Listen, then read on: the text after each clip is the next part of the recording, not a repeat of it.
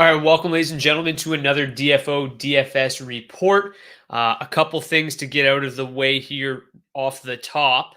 As you can see, for one, I forgot to update my new credit card on StreamYard. So my premium account is gone for the day. So we'll be back to normal tomorrow. So for the day, we're going to have to deal with the StreamYard logo in the top of the corner. I logged into the studio about 7 seconds ago, realized that I couldn't use any of the nice features because I forgot to put my new credit card on there. So we're going to have to deal with what it is for today. The second thing I want to say is just apologize for yesterday. I ended up having to go pick my fiance up from work at like 4:45, so there was just absolutely no way I was going to be able to do a show. So apologize for that. I did, obviously, I saw that a lot of you guys were in there. A lot of you guys were commenting, like, where is he? I do apologize for that. It was kind of a last minute thing. So, anyways, all is well. And to be completely transparent with you guys, yesterday wasn't the best day for me in DFS, anyways. So I might have led you astray. Although I seem to perform better when I do these shows, it just really makes me dive into the data a little bit more. So we've got another 7-game slate on our hands tonight. A lot of the games are late.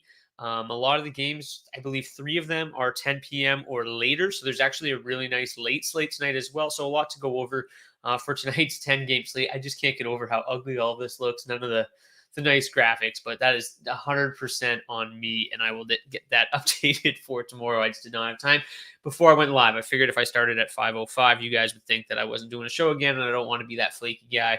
We are here Monday through Friday. Anyways, let's get to tonight's 7-game slate. We'll start with the goalies, as we always do. Let's get to the top here. We've got the Pittsburgh Penguins against the Tampa Bay Lightning. Tristan Jarry confirmed for the Penguins. We're most likely going to see Andrei Vasilevsky for the Tampa Bay Lightning, with Brian Elliott going yesterday. Has not been confirmed. Again, a lot of these goalies, especially teams on back-to-backs, are probably going to announce their starting goalie while I'm live. So if you happen to be on Twitter while you're watching the show and you see anything like that, feel free to drop that in the comment section so we can let everybody know. But I should, I got a pretty good grasp on who should be in net. For the Devils, they're expected to go with Nico Daws for a second straight game. Won his NHL debut the other night. Daniel Vladar, Darth Vader, is expected to go for the Flames, with Jacob Markstrom going yesterday. For the Avalanche, it's going to be Darcy Kemper, most likely going to see Robin Lehner for the Golden Knights. Nashville almost certainly will go back to UC Saros after Connor Ingram started the other night. James Reimer starts for the San Jose Sharks. Moving along, we've got the Philip Grubauer most likely going to start against the Montreal Canadiens. I did not refresh this page before I went live. I'm a total mess right now. Jake Allen likely to start for the Montreal Canadiens. Nobody confirmed for the Ducks. We are projecting John Gibson. Connor Hellebuyck likely to start for the Winnipeg Jets. And then in the final game of the evening, we've got Thatcher Demko confirmed for the Canucks and Cam Talbot back between the pipes for the Minnesota Wild. So, like I said, 7-game slate on our hands tonight. We'll start at the top. And before we do that, we will go to the implied totals for tonight's slate. Colorado leads the way at 3.43 expected goals for. Nashville surprisingly comes in at number 2. Tampa Bay 3, so expecting a very high scoring game. Vegas is Tampa's playing Pittsburgh. I thought they were playing Colorado. That was the other night. Tampa Bay 3.11. Winnipeg 3.07, the Devils and Minnesota Wild at 3.03, Seattle 3.01, the other teams all below 3 goals. In terms of 5v5 score, at the very top, a bit of a surprising team here. A lot of this is matchup based. A lot of it is just nice production. But Winnipeg 2 at the top, Colorado 1 second, Minnesota 1 third, Seattle 1 surprisingly at number 4. And Winnipeg's top line, number 5. So we will get into this game by game. Let's start at the top with Pittsburgh and Tampa Bay. Really kind of looks like a lower scoring game here. It is very difficult to get a grasp on this Pittsburgh Penguins team. They just continue to outperform what everybody might expect from them. With all of the injuries, I mean, no Crosby, no Malkin, no Brian Rust, no Jeff Carter, no Chris Letang, and they just keep winning games. But then now you've got them facing off against a Tampa Bay Lightning team, which, like, what's going on with this Lightning team? I don't even know anymore either, because they haven't looked great. They got blown out by Buffalo last night, which was a stunning of development. The Sabres continue to play well. I was on that train from day one, and they've looked really, really good. So hopefully that can, hopefully the Lightning can get back on track here eventually. Is this the night? I don't know. Going in on a back-to-back against a Pittsburgh team that's played well, I think that I'm going to play quite a bit of Tampa tonight. I believe that people will probably be pretty sour on them. I'm sure they burned a lot of people yesterday. That top line has not looked great. The matchup tonight does not look great, but I think that you're probably going to get Braden Point and Steven Stamkos at pretty reasonable ownership because of it tonight. So again, the matchup's not great. They haven't played well, but it's Braden Point, it's Steven Stamkos. This is still a really banged up Pittsburgh team. Something's going to have to give eventually, you would imagine. So you get the top line here of the Lightning. They actually grade out as the best play in this entire game. Braden Point just 6,400, very cheap for him. Stamkos still pretty expensive at 7,800, but the ownership should be much lower than it normally is for these guys. Pittsburgh, because they don't have anybody on the roster right now, their lines don't grade out very well. Tampa's still a pretty solid defensive team. So yeah, it looks like it's going to be a hard match between the Pittsburgh Penguins second line, which is usually their fourth line, but that Teddy Blueger line is going to go up exclusively against Tampa Bay's top line. That Blueger line's performed very well defensively this year. They performed very well defensively last year as well. So it is a tough matchup, like I said, for this top line of the Lightning, who again is one of the a pretty good line, one of the better lines on the slate offensively. If we take a look at offensive score here, they're up there. About the 10th best offensive line on the 7-game slate. Isn't too bad. So anyways, this is more of an ownership play if you're building multiple lineups. They're certainly not my favorite play of the night, but they are solid. I don't really have any interest in the Penguins. I know that they've been scoring. I know that they the Lightning did not look good last night, but it's still Andre Vasilevsky in net, and it's still a Penguins team that is very, very banged up. If you do want to play somebody, it does look like this first line's okay. They are going to, in terms of their matchup, they're going to go up against the middle six of the Lightning. That matchup, is still not very good. Both those lines are well above average defensively. So as you can see here on the matchup score, really not a whole lot to like either side. The best matchup is that Pittsburgh second line going head to head with the Braden Point line, but you're really not going to be stacking up Teddy Blueger and Zach Aston Reese on a 7-game slate. John Marino looks like a great value play tonight with Letang still out. Sid must be due back soon. Yeah, John Marino, definitely a nice value play. We'll pull up the line combinations here for the Pittsburgh Penguins. Oops, I clicked the wrong button. I'm an idiot. Yeah, John Marino, power play 1 with Chris Letang out, also moves up to the top. Pair with Brian Dumoulin. So yeah, John Marino definitely looks like a decent option tonight. To be sure, let me just pull up another tab here, see what his price is. I haven't dove into the defenseman quite yet. Of course, my internet is running terrible right now. We're just a mess here at the DFO DFS report today. But let's get to the second game while we wait. We'll get back to defenseman as well. Rodriguez is an interesting punt. Yeah, absolutely. I don't disagree with you guys there. I think that there's definitely a reason to like Rodriguez at that price. He's going to be playing plenty of minutes. He is also a player that has performed well when the big dogs have been out for the Pittsburgh Penguins. He's only 3,900. He's looked pretty solid so far. He had 5 shots, a goal, and an assist against the Leafs the other night. In terms of John Marino, he is 3,400. A very good price for him. 1 shot, 2 blocks, played over 26 minutes the other night. So the production wasn't there the other night. I'm sure everybody punted him that night. And he didn't do a whole lot in a 7-1 game, but still 3,400 with 26 minutes a night on that top power play unit. Obviously not a power play unit that is to be feared really right now. I mean, Jason Zucker, Kasperi Kapanen, Evan Rodriguez, Jake Kensel, not the greatest top unit ever, but still, he's on the top power play unit nonetheless. Going to need to add Olofsson jersey to that wall behind you the way he's been going. Brock Sabres. Yeah, hashtag Brock Sabres. I played them again last night. Olofsson and Tage Thompson. I'm going to continue to roll them out. They're super cheap. I hope they stay super cheap. They have been my Colorado 3 to the start of this season. Tage Thompson and Victor Olofsson have been great. I'm going to continue to play them while the Sabres are hot. I love it. Their numbers are great. Like, it's not an anomaly. Their numbers are honestly terrific. All right, second game of the night, we've got Calgary and New Jersey. So this is an interesting game. I would imagine Calgary will draw some ownership. They're absolutely on fire right now. No pun intended. But they're ridiculously hot right now. They are also very, very expensive, 20,100 only a couple $1,000s cheaper than Colorado won, which is a little bit surprising. But the matchup is pretty decent going up against Nico Daws. I don't know how much faith I have in him yet. He's still a 20-year-old goaltender.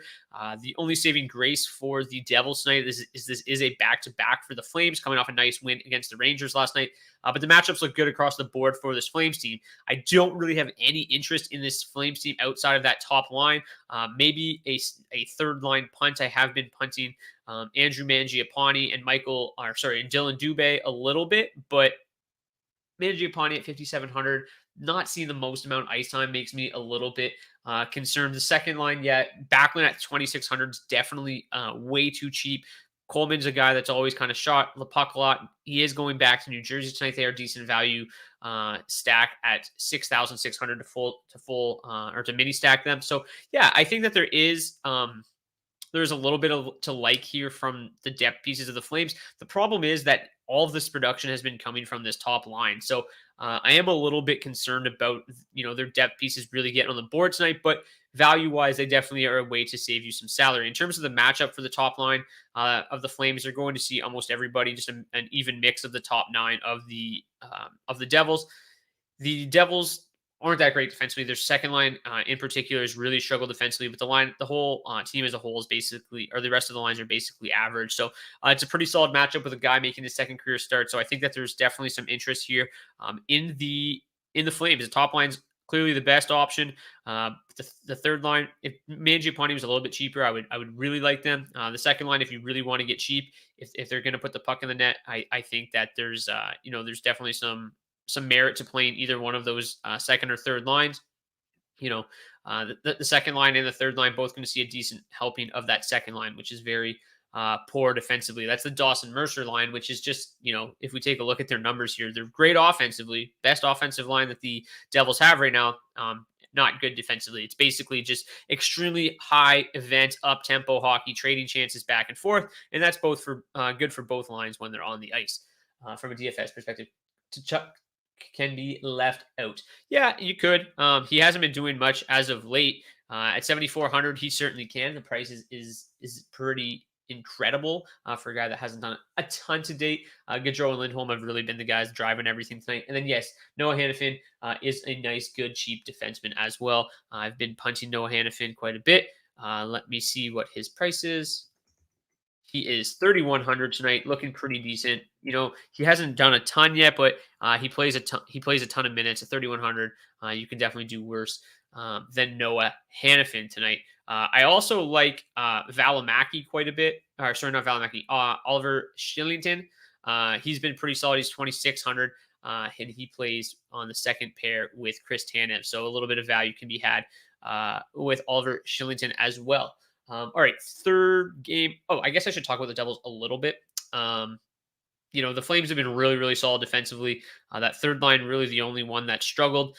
The Devils all across the board, the matchups clearly aren't great because the Flames have been so good defensively. So I don't have a lot of interest in the Devils tonight.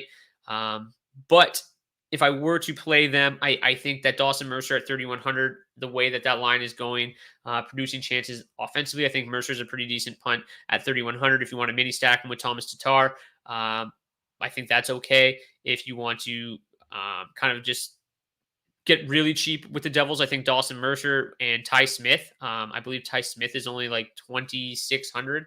So if you want to kind of just go that route to finish off your line, I think that those two are pretty decent. Ty Smith will move up to the top pairing. He'll be on the second power play unit. He'll probably play well over 20 minutes tonight at $2,600. So Ty Smith, Dawson Mercer, probably the only two that really grab my attention from a Devils perspective. The Avalanche and the Golden Knights. This is an interesting game because this would be normally you'd be like, oh my God, just two absolute beasts going head to head. It has not quite been that way to start the season. The Avalanche have played, pretty well as of late. They're starting to come back into their own a little bit here. The Vegas Golden Knights are just way too banged up still.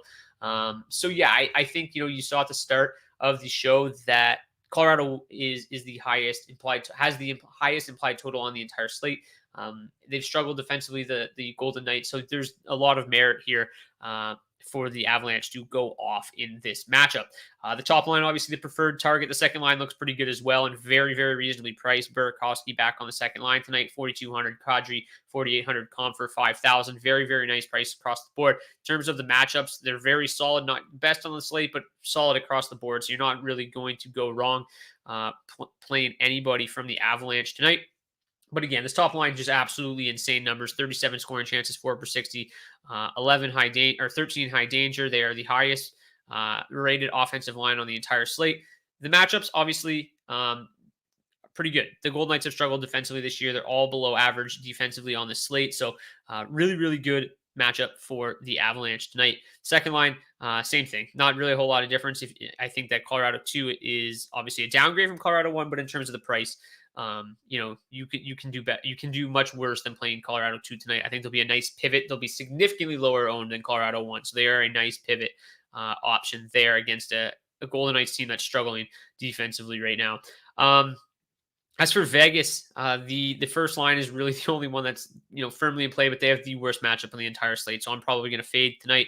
The rest of the Golden Knights, I mean, you're getting some pretty decent numbers, like at least underlying numbers out of this Nick Waugh, Keegan Colasar, Evgeny Dadonov line, but I just don't know if I can go there in this matchup. I think there's just a lot better value options tonight. I liked it a lot better when it was Chandler Stevenson, Nick Waugh, and Peyton Krebs. I called them out the first game they were together. I think Nick Waugh scored 2 goals. I like that a lot better. But now with Nolan Patrick out, they've had to kind of shuffle things up. If Nolan Patrick returns tonight and they reunite that Stevenson, Waugh, Krebs line, then maybe I'll have a little bit more interest there. But as of right now, no interest really at all. Fourth game of the night, you've got San Jose and Nashville. Looks like, again, a pretty low-scoring game. Not very many teams have performed their expected production thus far, like the Sharks have. They really aren't generating quite as many chances as they seem to be converting. They have one of the highest team shooting percentages in the league. So I think that there's going to be, a bit of a curve here coming for the Sharks. There's going to be some regression. They're going to, slow down a little bit. And I think it could be tonight. The Predators ranked top 10 across the board defensively so far. UC Saros is playing tremendously well. So I don't love the Sharks, although they grade out pretty well. At least the top line grades out okay in this game. I think that this is maybe a spot where they cool off a little bit. I think the Predators probably keep this to a pretty low scoring game. So I don't really have a whole lot of interest in this game as a whole. Logan Couture, for as hot as he's been, is still way too cheap at 5,500. Timo Meier's a guy I've always loved, 6,600. Dahlin just 4,200. So in terms of the matchups, the top line has a pretty decent matchup. The second line, I probably won't go there at all. The Predators' top 6 looks like they're in a half decent spot, but I just ultimately don't think that this game is that high scoring. So I probably won't go there. As you can see, the Sharks' bottom 9 is horrendous offensively, at least right now. The top line is really the only one worth targeting. The top line is going to see a lot of the Ryan Johansson line, which has been pretty good defensively. They're almost exactly average on tonight's slate. So I think there's a little bit of interest in San Jose 1, but ultimately I think there's just better options, higher scoring games to target than this one. Also, actually underperforming, Kane is missing, go Sharks. Well, I mean, based on the expected goals for and their actual goals for, they're overperforming. But no, the Sharks, don't get me wrong, the Sharks have looked good. I definitely have interest in Brent Burns. I definitely have interest in Erik Karlsson. They've both played tremendously well. They're still, relatively underpriced. I think that top line's fine, but the rest of this team, I just can't go there with them right now. And then the Predators just never score a lot of goals anyway. Obviously, they did the other night, but you're not going to get that from the Predators very often. So, I just don't think the matchup is that great for either team in this one. All right, Seattle and Montreal. This is another game that looks like that's pretty interesting to me. I bet Montreal tonight. Seattle's favorites. I just don't think that Seattle is good enough to be a favorite against anybody except for maybe the Arizona Coyotes. Montreal, obviously a bit of a get-right spot on Saturday against the Red Wings. Really took it to them. Maybe that was kind of the spark that they needed to get this team going. We obviously know that this team can be pretty good, especially at 5v5. Seattle really struggling defensively thus far. So I think this is a pretty good spot for Montreal. The pricing on them because of their struggles is outrageously good. So I like Montreal 1 and 2 a lot tonight. The second line has played actually more minutes than the top line. So that, maybe the Dvorak line should be considered their top line, and Suzuki should be considered their second line.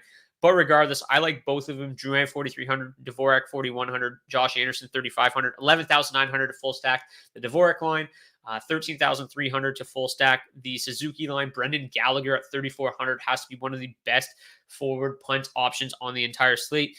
So I think there is a lot to like about Montreal tonight. Hopefully they can carry over what they did against the Red Wings. Obviously, if the Montreal Canadiens of the first 4 games or whatever it was show up, then we're probably going to be losing money tonight. But I think it's a great spot for them to kind of continue their role. We saw that, Seattle kind of squander a lead against the Canucks the other night in their home opener. So, they can definitely lose on home ice in their new building. So I like Montreal quite a bit in terms of the matchups. And they're not great, obviously, from a whole, like from a line to line perspective. For some reason, Seattle's defensive numbers still seem to be okay. Even though as a whole, they've struggled defensively. So I think it's just not enough data on the Kraken yet. I think that they're probably worse defensively than what is shown here. As I mentioned, that Dvorak line has performed extremely well. They've definitely outperformed the Suzuki line to date. So I would assume that they're probably the better play in my eyes. I think that I like them to produce a little bit more tonight, but I kind of just can't get over Brendan Gallagher's price, 3,400. So I really am intrigued by Montreal 1 as well, because you can get them for so cheap. I mean, you compare either one of these lines with Colorado 1 if that's the route you want to go very easily. So I like both of them a lot tonight. Seattle 1 grades out okay, very cheap as well. So I don't love Seattle tonight, but I can't get over this price either. 9,800 to full stack a line that might play 20 minutes tonight. It's hard to go wrong there. In terms of the matchup, it's pretty darn good as well. They're going to see a lot of that Nick Suzuki line, a little bit of the Dvorak line, and that Suzuki line has struggled mightily defensively so far. So yeah, there's a lot to like about the top 6 of the Canadiens, and there's a lot to like about the Kraken's top line. For the Kraken, the rest of this team does not, look that great, but the top line at that price is outrageous. So definitely get some Seattle 1 in your lineups if you are building multiple lineups tonight. 6th game of the night, we've got the Jets and the Ducks. I feel like this is like the 5th time they've met already. I believe it's actually the 3rd, which seems crazy for how early in the season it is already. I think that the Ducks have seen a different Jets lineup every single time they've met. I believe in the first game they didn't have Mark Scheifele because of the suspension. Then now they don't have Scheifele or Wheeler. It's a disaster right now. But the top 6 has still performed very admirably without Scheifele and without Wheeler.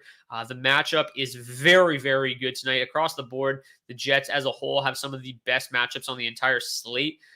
From an offensive point of view, that second line, that Stastny, Kopp, and Ehlers line, if you remember last year, I talked about them quite a bit. They had an absolutely ridiculous hot streak. They seem to just be clicking whenever they get put together. Those numbers are insane. 36 scoring chances, 4 per 60, 14 high danger. Really, really good numbers across the board. Then you look across the other side, you've got the Ducks, all 4 lines struggling defensively, well below average. A lot of red on that side of the screen. So, terrific matchups for the Jets across the board. So Winnipeg 2, clearly the preferred option, but I think that Winnipeg 1 also very good.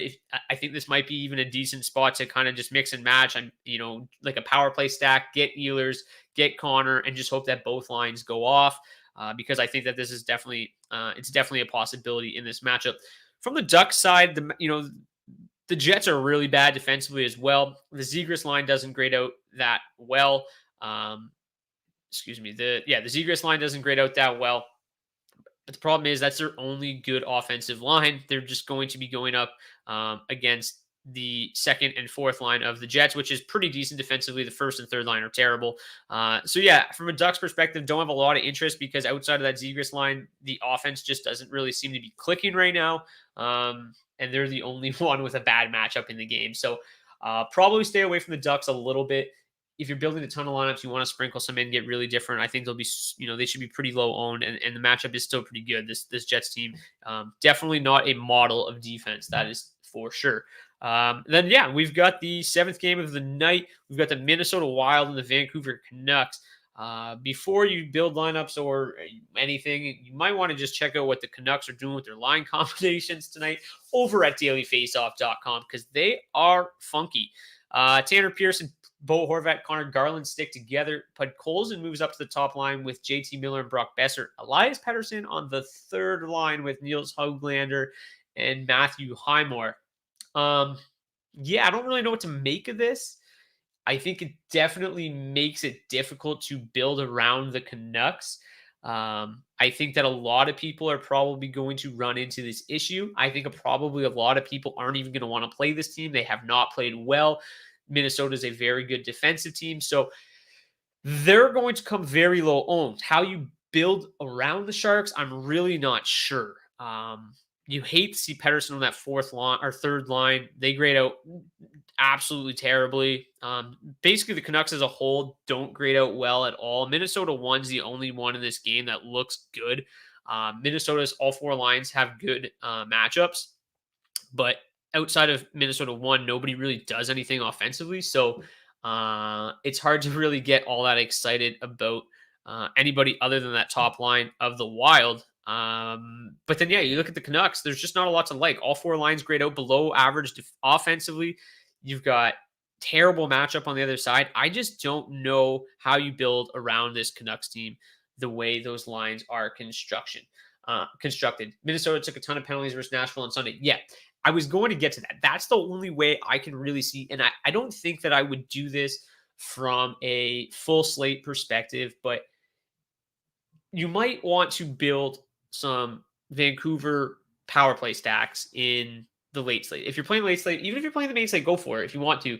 But that's gonna see very little ownership with how separated all of these guys are. They're on four different lines actually, because Alex Chiasson is on the top power play unit. So you've got Horvat, Miller, and Pettersson centering three different lines, all on the top power play unit. That the ownership on that is going to be extremely low. And yes, Minnesota could not. It was a parade to the penalty box the other night. So if that continues tonight, maybe these three guys have some success. It is a little bit funny, but the ownership should be next to none on that type of play. Connor Garland's performed pretty well as well. So if you want to go with anybody, I would suggest it would probably be that top line, just because you're getting guaranteed minutes. But just remember, the matchup is terrible. But you're not going to get a good matchup from anybody on this Canucks team, so it's really difficult. It's really difficult to get behind any of these Canucks. So we'll go back to the big board here, and I'll talk about some defense. Minnesota always burns me. Stay the hell away from them. I mean, I got a hat trick from Joel Eriksson Ek already this year, so I like playing that top line a lot. The Canucks are a dumpster fire defensively, so I have no problem going to Minnesota tonight. Have people been burned by Minnesota before? Have I been burned by Minnesota before? Absolutely. But who hasn't burned us? I think you got to have a short memory. Minnesota 1 grades out as the number 3 overall line on this slate. So it's hard to be, hard to stay away from them. Seattle 1, as I mentioned, looks outstanding at 9,800. Can't get over that price. Obviously, Gord and Yarncroc just coming back in the lineup.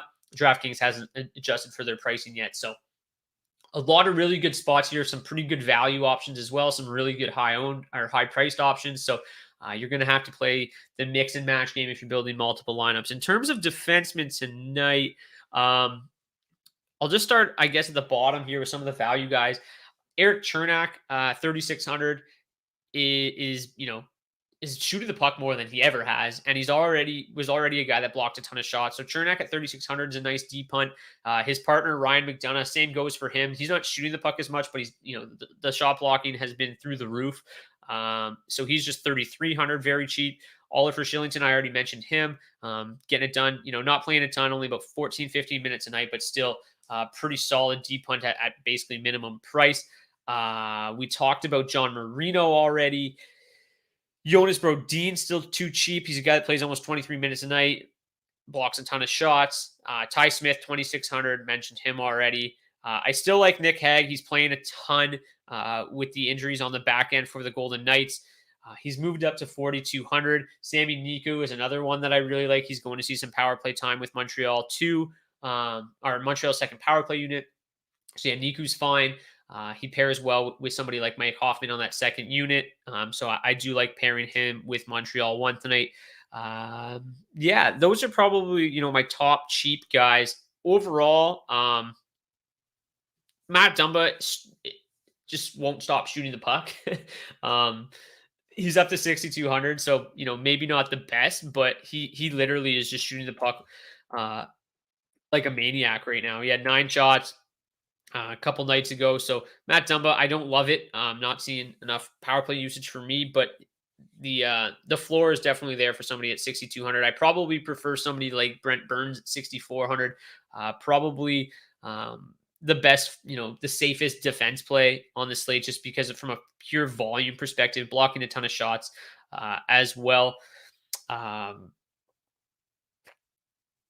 Not a whole at the top that I really love tonight, to be completely honest with you. I think Jared Spurgeon pairing with that Minnesota one stack is great. He's only 5,100, very, very uh, reasonably priced there. So, Cale Makar with that top line's good. Bowen Byram's another one. Bowen Byram is on the top pair with Cale Makar right now. He's also going to be on the second power play unit tonight because Samuel Girard is out. So Bowen Byram is another nice one that I like tonight.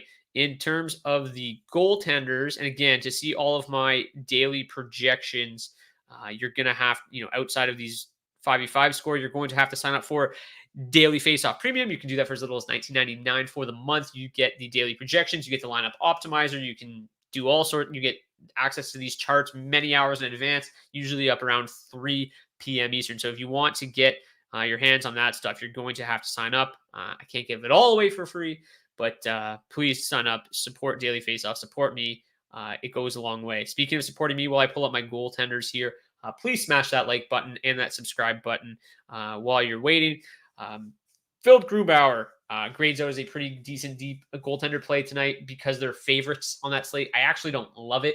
I think Montreal probably wins that game. I do like Darcy Kemper, 8,500. Should see a ton of rubber tonight, I would imagine. He is the most expensive goaltender on the slate, so not hard to fall in love with that. I do like UC Saros a lot. I think that I already mentioned, I don't think the Sharks, I think that's going to be a relatively low-scoring game. Sharks offense is good enough to get a lot of rubber on them. I think UC Saros might be my favorite goalie play on the slate, but it's hard not to like Connor Hellebuck at 8,300, although that defense is suspect. That's an Anaheim Ducks team that overall decent start to the season. They're not going to be very good this year. I think if we're talking about kind of digging deep and finding some cheap goaltender plays, I think Jake Allen's probably my favorite at 7,600. I also don't mind James Reimer at 7,300. I mentioned that that's going to be a relatively low scoring game. Will they come out on the winning side of it? I'm not 100% sure. But the Nashville team as a whole, like I said, is not a team that scores a lot of goals. So James Reimer at 7,300 probably presents quite a bit of value tonight. I don't see goalies on the premium charts. Yeah, there is no goaltenders on the premium charts, at least not right now. I didn't really feel the need to include them because if you are a daily Face-Off premium subscriber, you can find all my goalie projections under daily projections on the fantasy/DFS dropdown menu. You can go in there, go to DraftKings, go to FanDuel, whichever site you're playing on, sort by goalies. You get all of our goaltender projections in there as opposed to the charts. Who is your favorite 3 points bonus play tonight? Did you not play Ottawa 1 last night? Batherson crushed it. I thought you were high on him. Yeah, I love Ottawa 1. I'm very high on Batherson. I'm very high on Chuck. I'm very high on Josh Norris. I did not play them, I don't think at all last night, to be completely honest with you. Did not see that offensive explosion coming out of that game, and I liked the other spots more, and that's kind of why I didn't have a great night. I did play a little bit of Washington, but not enough.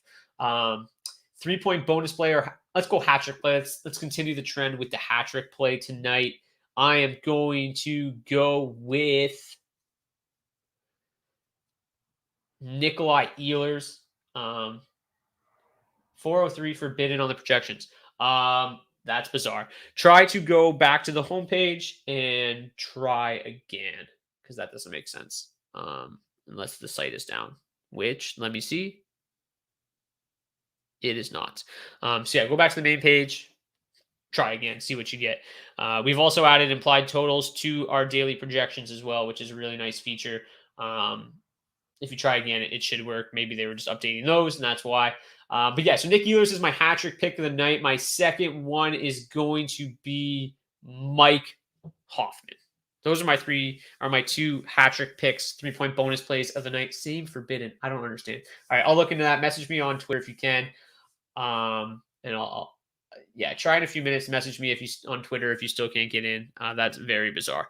But anyways, that's going to do it for today's DFO DFS report. I will be back here tomorrow for another show. Hopefully, I'll have some better graphics. Thank you to StreamYard though for running the show today. I will get all of that sorted. We'll be back to our regularly scheduled programming tomorrow with all the fun stuff. So enjoy. Good luck tonight. Hopefully, you guys return with more money in your bankroll tomorrow than you have tonight. Smash that like button. Smash that subscribe button on your way out. We'll see you guys back here on Wednesday.